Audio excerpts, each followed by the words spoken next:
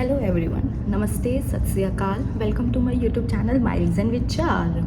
So welcome back with a new video. लेकिन उससे पहले प्लीज़ आप मेरे चैनल को सब्सक्राइब करो, वीडियोस को लाइक करो एंड ज़रूर कमेंट करो, क्योंकि अगर आप सब्सक्राइब नहीं करोगे तो फिर मुझे मोटिवेशन नहीं आएगा वीडियोस बनाने का आप लोगों के लिए। सो यस, वीडियो के टाइटल से समझ गए होंगे कि ये वीडियो बहुत इम्पॉर्टेंट है, बिकॉज पहले हमें टेंशन रहती है कि हमारा वीज़ा अप्रूव होगा नहीं होगा वगैरह वगैरह। उसके बाद जब वीज़ा अप्रूव हो जाता है तो हमें टेंशन होती है कि हमारे इमिग्रेशन जो है यूएस इमिग्रेशन में क्या क्वेश्चंस पूछे जाएंगे। सो यस, मैं आपको ये ना बता सकती हूँ कि यूएस इमिग्रेशन में क्या क्वेश्चंस पूछे जाएंगे। सो मेरा experience, okay, so first of all the thing is कि मेरे जो ब्रदर थे उन्होंने मुझे एडवाइस दे दिया था कि जब तुम इमिग्रेशन के लिए जाओ तो ट्राई करना कि जो लाइन होती है उसमें तुम सबसे पहले आगे लग सको। बिकॉज हमारे में क्या था कि जिस एजेंसी से मैंने पूरा प्रोसेस कराया था उसी एजेंसी से ही हम सब मिला के अराउंड 4-5 जने थे। एंड बाय गॉड ग्रेस जो जिस प्लेन में मैं बैठी थी तो लाइक जो वीआईपी सेक्शन होता है वो ख़त्म होने के बाद जो इकोनॉमी सेक्शन शुरू होता है तो उसमें सबसे आगे ही मैं बैठी थी। तो जब वीआईपी वाले सब चले गए उसके बाद जो स्टार्ट हुआ वो हमसे ही स्टार्ट हुआ जाना। ऊपर से ये चीज़ याद रखना कि इंटरनेशनल फ़्लाइट अगर आप ले रहे हो तो उसमें ऐसा नहीं है कि आप धक्का मुक्की करके आप चले जाओगे। एक तो होता है इमिग्रेशन सिटीजन्स का अलग होता है, एक होता है जो न्यू लोग आ रहे हैं उनका इमिग्रेशन। तो उस लाइन में आई थिंक मुझसे पहले थे आई थिंक 10 जने थे, 10-11 जने। उसके बाद मैं आई थी तो ठीक है, पर मुझसे पहले भी F1 स्टूडेंट्स थे बट मेरे उसके नहीं थे तो वो कोई दिक्कत नहीं थी। सो यस, मैं पहुंची तो सबसे पहले जो ऑफिसर था उसने मुझे बोला that he told me to give my document like I-20 and passport. I gave him. So उसके बाद उन्होंने अब फिर क्वेश्चनिंग स्टार्ट हुई that how much cash you are carrying. So उसमें मैंने बोला that I am carrying less than $800। इसके पीछे एक स्टोरी है जो मैं आपको लास्ट में बताऊँगी ज़रूर।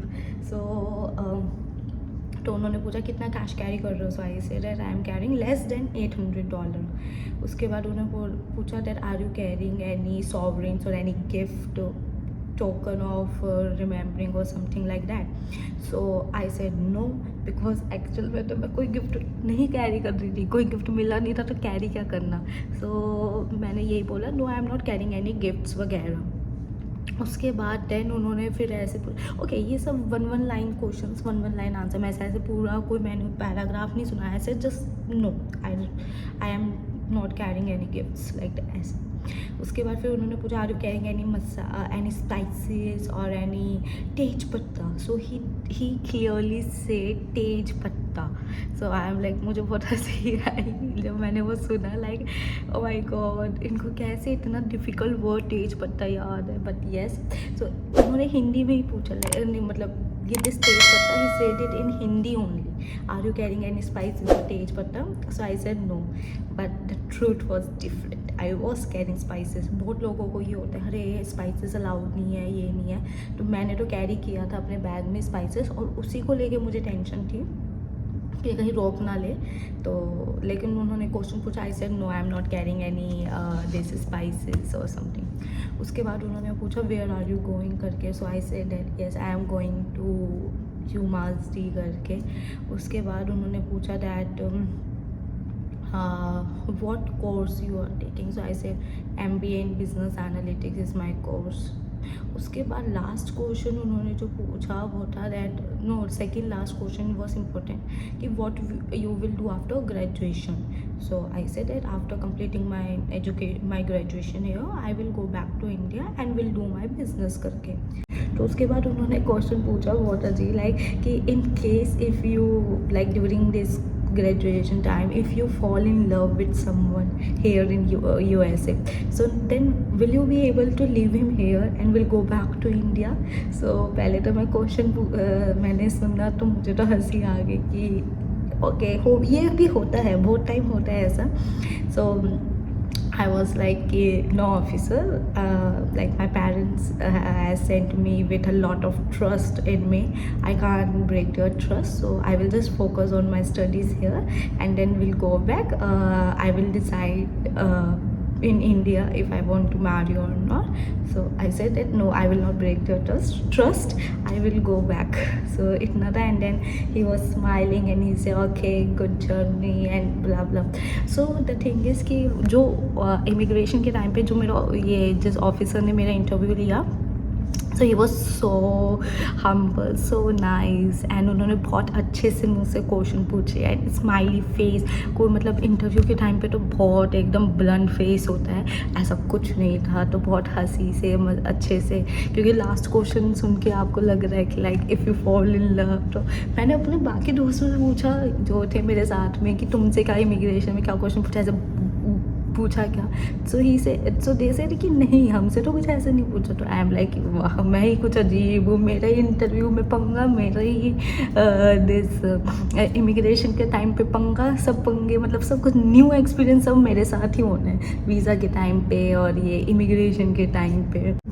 सो येस, बस यही क्वेश्चंस पूछे थे उन्होंने। सो और इसके लिए कोई स्पेशल प्रिपरेशन नहीं करनी है। आपने जो भी वीज़ा इंटरव्यू के टाइम पे क्वेश्चंस किए होंगे वही क्वेश्चन यहाँ पूछे, एंड डेट टू ऑल्सो जो मैंने आंसर्स दिए थे they were also yes no one liner, that's it. And okay, so मैंने आपको बोला था कि मैं आपको एक स्टोरी बताऊंगी, इफ़ यू रिमेंबर। तो जो स्टोरी है वो ये है कि तो there was this one guy, वो F1 वीज़ा में आया था अपना, and he was from Pakistan. तो उससे क्वेश्चनिंग हुई तो जो दूसरे ऑफिसर थे वो क्वेश्चन कर रहे थे। तो जब उससे क्वेश्चन पूछा गया, आई थिंक उससे पूछा गया like how much cash you are carrying. तो उसने बोला दैट आई एम कैरिंग $200, उसने ये बोला। तो जब आप $200 बोल रहे हो that means you are specifying कि आप $200 ही कर। सो यहाँ पे मैंने ये बोला था कि मैं पहले मैंने यही सोचा था स्पेसिफाई करूँगी, बट फिर बाद में मैंने स्पेसिफाई नहीं किया कि 800, I just say less than 800। तो उसने स्पेसिफाई किया that I am carrying $200, and फिर उसका कुछ पंगा हुआ था, आई डोंट नो उसका पंगा हुआ। उसको फिर दूसरे ऑफिसर के पास भेजा गया, फिर दूसरे ऑफिसर के वहाँ पे उसकी क्वेश्चनिंग चली। फिर उसने दूसरे ऑफिसर ने उसको अंडर ऑफिस में भेजा, अंडर कैबिन जो होता है उनका एक रूम होता है, उस रूम में भेजा। आई डोंट नो क्या था। उसके बाद उसका कितने टाइम चला, उसके बाद आखिरी में जब मैं निकल रही थी अपने एयरपोर्ट से, तो मैंने देखा कि लाइक वो बंदा बैग्स वगैरह कैरी कर रहा है। तो आई थिंक कि उसको फिर अलाउड कर दिया था एंटर करने के लिए, बट उसके साथ बहुत क्वेश्चनिंग हुई, बहुत। पहले एक ऑफिसर ने लिया क्वेश्चनिंग, फिर दूसरे ऑफिसर ने क्वेश्चनिंग की, फिर उसको अंदर रूम में लेके गए। शिट आपको इतनी होती है, क्योंकि एक टेंशन यही होता है इमिग्रेशन का, कि इसी इमिग्रेशन के चक्कर में मैंने अपने फ़ोन के सारे चैट्स डिलीट किए थे, पूरा व्हाट्सएप डिलीट किया था मैंने अपने न्यू नंबर पे। मैंने न्यू सिम ली न्यू नंबर आने से पहले, एंड न्यू नंबर पे मैंने व्हाट्सएप खोला।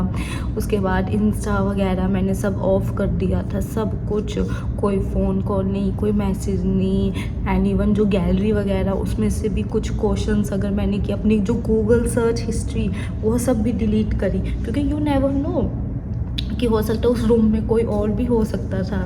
तो यस, यही था मेरा इमिग्रेशन एक्सपीरियंस। एंड जो ऑफिसर्स होते हैं वो इतने खड़ूस नहीं होते हैं, बहुत अच्छे से बात करते हैं।